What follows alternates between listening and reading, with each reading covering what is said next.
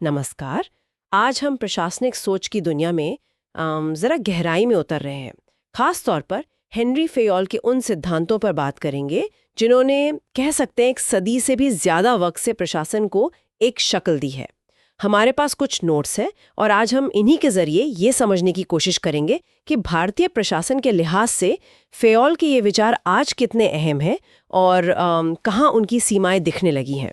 बिल्कुल, और ये देखना दिलचस्प होगा कि कैसे ये क्लासिक 100 साल से भी पुराने विचार आज भी कहीं ना कहीं प्रशासन की नींव में मौजूद हैं। लेकिन साथ ही आज की जो ज़रूरतें हैं, खासकर भारत जैसे देश में, वो इन सिद्धांतों से कहीं आगे निकल गई हैं। हाँ, तो चलिए इन्हीं नोट्स के सहारे इस पूरी बात को परत दर परत खोलते हैं। देखते हैं क्या टिक पाया और क्या वक्त के साथ पीछे छूट गया। चलिए शुरू करते हैं। तो नोट्स में सबसे पहले उन सिद्धांतों की बात है जो आज भी भारतीय प्रशासन में काम के लगते हैं। पहला है आदेश की एकता, यूनिटी ऑफ कमांड, यानी एक कर्मचारी को एक ही वरिष्ठ अधिकारी से निर्देश मिलने चाहिए। सुनने में तो बहुत सीधा लगता है। हाँ, ये तो बुनियादी बात है। इससे भ्रम नहीं फैलता और जिम्मेदारी भी साफ रहती है। कौन किसके प्रति जवाबदेह है, ये एकदम तय होता है। जैसे किसी पुलिस स्टेशन में होता है। हाँ, एसएचओ के नीचे जो टीम काम करती है, वहाँ ये साफ दिखता है। इसी से जुड़ा एक और सिद्धांत है निर्देशन की एकता, यूनिटी ऑफ डायरेक्शन। अच्छा, वो कैसे अलग है? इसमें जोर इस बात पर है कि एक जैसे काम या एक लक्ष्य के लिए एक ही योजना होनी चाहिए और एक ही प्रमुख होना चाहिए। एक योजना, एक प्रमुख। जैसे कोई बड़ा सरकारी मिशन, स्वच्छ भारत अभियान मान लीजिए। हाँ, कह सकते हैं। ऐसे बड़े अभियानों के लिए एक एकीकृत ढांचा जरूरी होता है। ये सिद्धांत वही बात करता है। और फिर वो सोपान श्रृंखला, स्केलर चेन, ऊपर से नीचे तक जुड़ाव का एक तय रास्ता। जी हाँ, वो जो पूरा पदानुक्रम होता है, हायरार्की। ये तो हमारी सेवाओं में जैसे आईएएस या आईपीएस में एकदम साफ नजर आता है। जिला कलेक्टर से मुख्य सचिव तक सब एक तय रास्ते से ही चलता है। बिल्कुल, ये औपचारिक संचार और व्यवस्था बनाए रखने के लिए लंबे समय तक जरूरी माना गया है। हालांकि आज के जमाने में इसकी कुछ दिक्कतें भी हैं जिन पर हम आगे बात करेंगे, पर हाँ, ये एक बुनियादी ढांचा तो देता ही है। सही। अच्छा, और कार्य विभाजन, डिवीजन ऑफ वर्क। हाँ, काम को छोटे छोटे हिस्सों में बांटना विशेषज्ञता के आधार पर, ताकि एफिशिएंसी बढ़े। जैसे हम देखते हैं कि फाइनेंस बैकग्राउंड वाले अधिकारियों को अक्सर वित्त मंत्रालय में पोस्टिंग मिलती है। बिल्कुल, ये दक्षता बढ़ाने का एक क्लासिक तरीका है जो आज भी इस्तेमाल होता है। और अनुशासन, डिसिप्लिन, ये तो किसी भी संगठन, खासकर सरकारी तंत्र की रीढ़ है ना? इसके बिना तो कुछ भी नहीं चल सकता। हमारे यहाँ जो केंद्रीय सिविल सेवा आचरण नियम है 1964 के, वो इसी सिद्धांत को लागू करते हैं एक तरह से। फिर अधिकार और उत्तरदायित्व का संतुलन।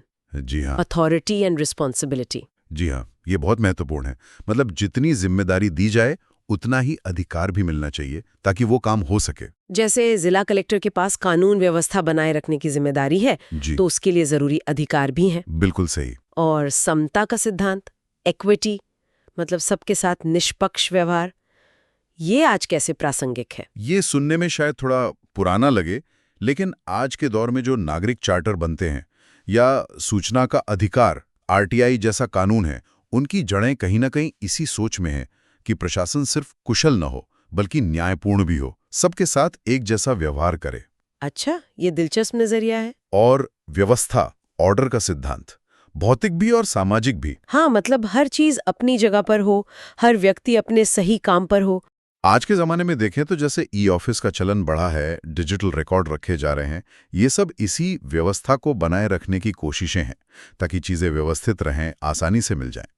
और भारत जैसे बड़े और विविध देश के लिए तो केंद्रीकरण और विकेंद्रीकरण का संतुलन हमेशा से एक बड़ा मुद्दा रहा है। Centralisation and decentralisation. निश्चित रूप से फेयोल का ये सिद्धांत आज भी बहुत प्रासंगिक है। हमारे संविधान का जो 73वां और 74वां संशोधन था, जिसने पंचायतों और नगर पालिकाओं को ज्यादा अधिकार दिए, वो इसी संतुलन को साधने की एक बहुत बड़ी कोशिश थी। ये बहस तो आज भी जारी है कि कितना केंद्रीकरण हो, कितना विकेंद्रीकरण। हाँ, ये तो लगातार चलने वाली बहस है।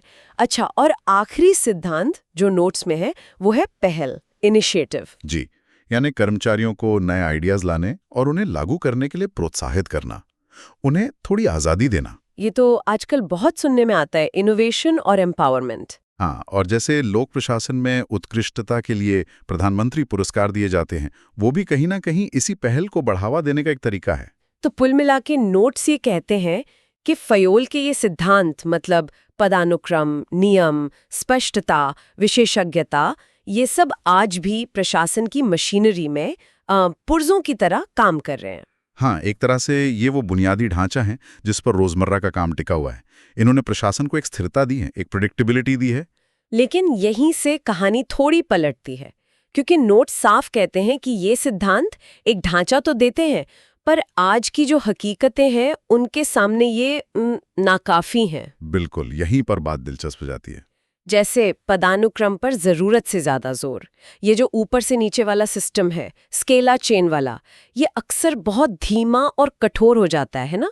हाँ, बहुत ज्यादा रिजिड। सोचिए, कोई आपदा आ जाए, बाढ़ या भूकंप, तब तो तुरंत फैसले लेने होते हैं। कई एजेंसियों को मिलकर तेजी से काम करना होता है। ऐसे में वो फाइल ऊपर से नीचे जाने का इंतजार नहीं किया जा सकता। वहां तो नेटवर्क्ड रिस्पॉन्स चाहिए, लचीलापन चाहिए। ये फयोल का मॉडल इसमें बाधा बन सकता है।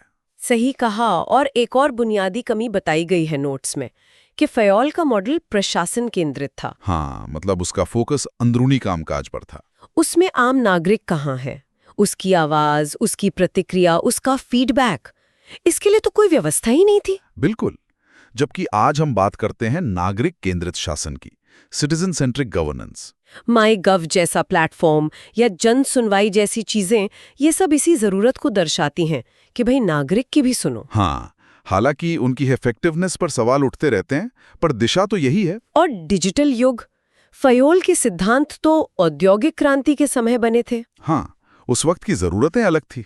वो आज की डिजिटल दुनिया को कैसे संभाल सकते हैं, जहां सब कुछ जुड़ा हुआ है, नेटवर्क पर है, डेटा ही सब कुछ है। सही बात है। आज तो विभागों को अलग अलग साइलोज में काम करने की बजाय मिलकर काम करना होता है। कोलैबोरेशन चाहिए। जैसे वो जैम ट्रिनिटी थी, जनधन, आधार, मोबाइल, हाँ, वो तभी सफल हो सकती थी जब बैंक, यूआईडीआई, टेलीकॉम कंपनियां सब मिलकर काम करें। फयोल की सोच यहाँ काम नहीं आती। बिल्कुल नहीं। डिजिटल दुनिया सहयोग मांगती है, इंटरऑपरेबिलिटी मांगती है। फ्योल का ढांचा इसके लिए बना ही नहीं था। और नैतिकता का पहलू, एथिक्स। फ्योल ने अनुशासन की बात की, मतलब नियमों का पालन।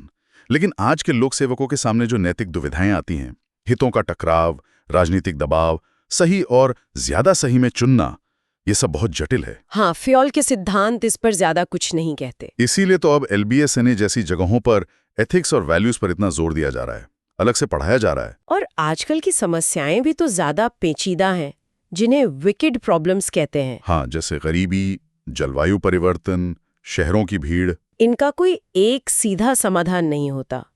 इनके लिए तो कई विभागों को और कई बार तो सरकार के बाहर के लोगों को भी साथ लाना पड़ता है। बिल्कुल, मल्टी एजेंसी कोऑर्डिनेशन चाहिए होता है। नीति आयोग जैसी संस्थाएं शायद इसी जरूरत को पूरा करने के लिए बनी है। और फ्योल का मॉडल जो विभागों को अपनी अपनी सीमाओं में रखता है, वो ऐसे समन्वय में दिक्कत पैदा कर सकता है। जी हाँ। अच्छा, एक और बात, फ्योल के सिद्धांत ये मानकर चलते थे कि माहौल काफी हद तक स्थिर रहेगा, प्रिडिक्टेबल रहेगा। हाँ, जैसे फैक्ट्री का माहौल होता है, कमोबेश एक जैसा। लेकिन आज की दुनिया कितनी अनिश्चित है।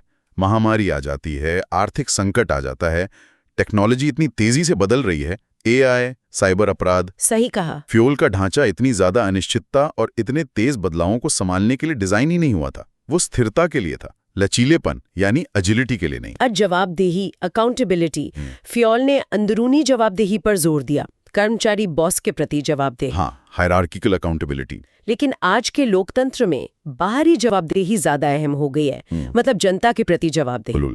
RTI एक्ट, सोशल ऑडिट्स, ये सब उसी बाहरी जवाबदेही को मजबूत करने के तरीके हैं। फ्योल के मॉडल में इसकी जगह बहुत कम थी। एक और चीज जो नोट्स में है, वो भारतीय संदर्भ में बहुत अहम है, राजनीति और प्रशासन का रिश्ता। हाँ, पॉलिटिकल एडमिनिस्ट्रेटिव इंटरफेस। फ्योल का मॉडल इसे काफी हद तक अनदेखा करता है।